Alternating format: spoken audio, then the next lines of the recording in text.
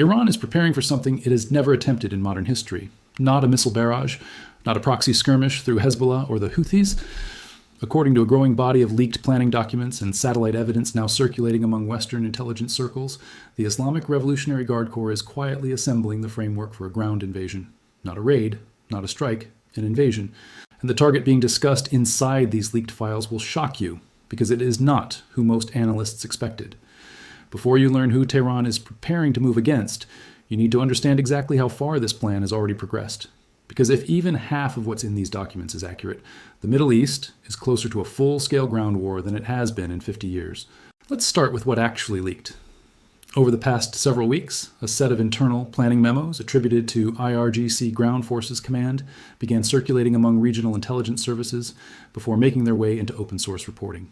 The documents reportedly outlined troop mobilization schedules, logistics corridors, and fuel reserve allocations consistent with sustained land operations rather than a short punitive strike. Analysts who reviewed portions of the material say the language used inside these memos is telling. Punitive strikes are described in Iranian military doctrine using words like response and retaliation. These documents instead use the word occupation, a term almost never used in IRGC planning language, and one that immediately raised alarms among analysts who track Iranian military terminology for a living. So why now? To understand that, you have to understand the pressure Tehran has been under. For the better part of 2 years, Iran's proxy network has been systematically dismantled. Hezbollah's command structure was gutted. Hamas's military wing in Gaza was reduced to fragments.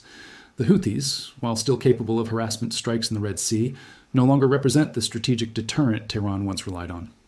Iran's entire regional strategy for the past 4 decades has been built on a simple principle: never fight your enemies directly, let your proxies bleed them instead. That doctrine is now in ruins. And a regime that built its entire survival strategy around deterrence by proxy suddenly finds itself with no proxies left to deter anyone. This is where the ground invasion planning becomes less shocking and more logical, in a terrifying kind of way. If your indirect tools have been destroyed and your direct military options are limited by American naval power in the Gulf, there's only one theater left, where Iran still holds a geographic and numerical advantage: land borders with weaker neighboring states.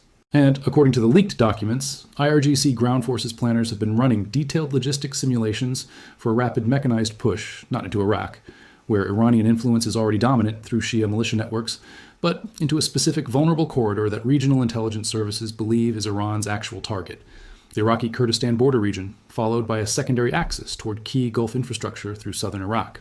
Now I want to show you something. This is a clip that has been circulating in regional Kurdish media for the past 10 days. It shows residents in a border town near the Kurdistan frontier describing unusual movements they've never seen before. Convoys of unmarked trucks moving at night, fuel depots being expanded along roads that normally see almost no traffic. One resident, speaking through a translator, said something that should chill you. "We have seen soldiers before. We have never seen this many trucks." This is not the language of people who study satellite imagery for a living. This is the language of people watching something unprecedented happen right outside their front door, and that's often the most reliable warning sign of all, because populations living next to a border know when something is different long before intelligence agencies confirm it. Let's look at the actual military logic behind why Kurdistan, of all places, is reportedly the target. The Kurdistan region of Iraq operates with significant autonomy from Baghdad, has its own Peshmerga forces, but critically lacks the heavy armor, air defense, and mechanized capability to repel a sustained IRGC ground push. Iran shares a mountainous but navigable border with the region through Piranshah and Sardasht, corridors the IRGC's Quds force has used for decades to move personnel and equipment into Iraq covertly. What the leaked documents reportedly describe is different in scale, not in geography. Instead of covert infiltration by small Quds force units, they describe brigade-level mechanized formations, artillery batteries, and combat engineering units capable of rapidly improving roads for heavier vehicle traffic. This is not language consistent with another quiet infiltration operation. This is language consistent with conventional invasion planning. But why would Iran risk this? Here's the part that connects everything together. Iraqi Kurdistan sits on top of some of the most valuable, untapped oil reserves in the entire Middle East, reserves that Baghdad and Erbil have spent over a decade fighting each other over rights to develop. If Iran were to seize and hold even a portion of this territory under the pretext of counter-terrorism operations against Kurdish opposition groups it has targeted before, it would accomplish 3 things simultaneously. First, it would give the regime a battlefield victory to show its own population after years of humiliating losses. Second, it would put Iranian forces in direct physical control of oil infrastructure that could partially offset the crushing effect of Western sanctions. Third, and most dangerously, it would place IRGC ground forces within artillery range of American military installations already present in the Kurdistan region, effectively daring Washington to respond to an attack on an autonomous region rather than a sovereign NATO ally. This is where the story stops being a regional squabble and becomes something that could pull in half the world's major militaries. Because the moment Iranian mechanized forces cross into Kurdistan territory, several tripwires get activated almost simultaneously, and each one drags a different major power deeper into the crisis. Let's start with the United States. There are currently American forces stationed at multiple bases across the Kurdistan region, officially there in an advisory and counter-ISIS capacity. According to defense officials speaking anonymously to Western outlets, any Iranian ground movement that places these installations within artillery or drone strike range would almost certainly trigger an immediate American response, regardless of whether U.S. forces themselves are directly targeted. The Pentagon has reportedly already begun quietly repositioning naval assets in the Gulf as a precaution, though officials have publicly downplayed any connection to the leaked IRGC documents. Behind closed doors, however, sources describe a growing sense of alarm that this scenario represents exactly the kind of miscalculation that could spiral out of anyone's control within days rather than weeks. Now let's move to Israel, because Israel's calculus here is entirely different from Washington's. For Israeli intelligence, an Iranian ground push into Iraq isn't primarily about Kurdistan's oil. It's about what comes after. Israeli defense analysts have long warned that a land corridor stretching from Iran through Iraq and Syria toward Lebanon has been one of Tehran's long-term strategic goals for over a decade, a way to move weapons and personnel to Hezbollah without relying on vulnerable air routes. If Iran successfully establishes a forward military presence in Iraqi Kurdistan, even under a counterterrorism pretext, it would represent the single largest step toward completing that land corridor, since the Syrian civil war first opened the door for Iranian ground access through Syrian territory. This is reportedly why Israeli officials have been in unusually frequent contact with Kurdish regional authorities over the past month, offering intelligence support and, according to some reports, discussing contingency scenarios for direct involvement if Iranian forces move. Then there are the Gulf Arab states, watching all of this with their own particular kind of dread. Saudi Arabia and the UAE have spent the last several years cautiously rebuilding diplomatic relations with Tehran after decades of hostility, a fragile détente built almost entirely on the assumption that Iran was too weakened and too internally distracted to pursue aggressive expansion. A ground invasion into Iraqi territory, even indirect Iraqi territory like the Kurdistan region, would shatter that assumption overnight. Gulf intelligence services are reportedly reassessing their own border postures along the Persian Gulf coastline, and several Gulf state defense ministries have quietly increased coordination with American Central Command in the past 2 weeks, a shift regional analysts describe as unmistakable in its timing relative to the leaked IRGC documents. And then there's Russia, watching from a very different angle entirely. Moscow has spent the past several years deepening its military technical relationship with Tehran, trading drone technology and defense cooperation in exchange for Iranian support in Ukraine. A full-scale Iranian ground operation, however, creates a genuine dilemma for the Kremlin. Russia does not want to see its most important remaining strategic partner in the Middle East drawn into a conflict that could result in direct American military engagement, precisely because Moscow's own resources are already stretched thin. Some regional analysts believe Russian officials have privately urged restraint in back-channel communications with Tehran, worried that an overextended and newly humiliated Iran would be far less useful to Moscow than a cautious one still capable of quietly supplying weapons for the war in Ukraine. China, for its part, has said almost nothing publicly, which itself tells you something important.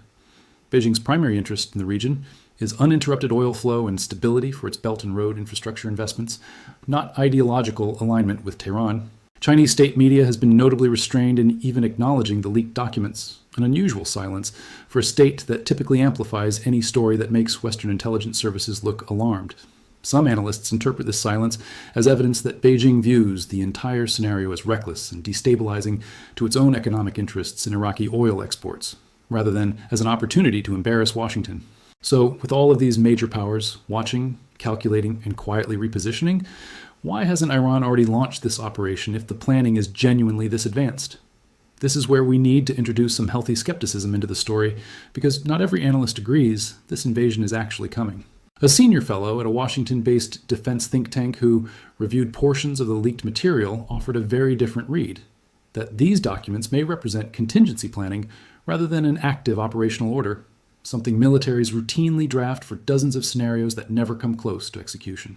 According to this view, the IRGC drafts invasion scenarios for half a dozen border regions as a matter of standard doctrine, and the mere existence of a document describing an occupation of Kurdistan doesn't mean Tehran's leadership has actually approved moving forward with it.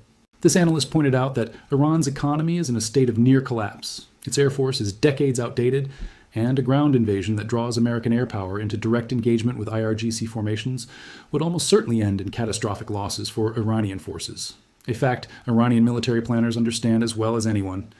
This is the tension that makes this story so difficult to predict with certainty. On one side, you have satellite imagery reportedly showing genuine, unusual logistics buildup, leaked documents using invasion-specific language, and a regime that has lost every proxy tool it once relied on and may feel cornered enough to gamble. On the other side, you have a rational argument that Iran's leadership, whatever its rhetoric, understands it cannot survive a direct war with American air power, and that contingency planning documents are not the same thing as a green light.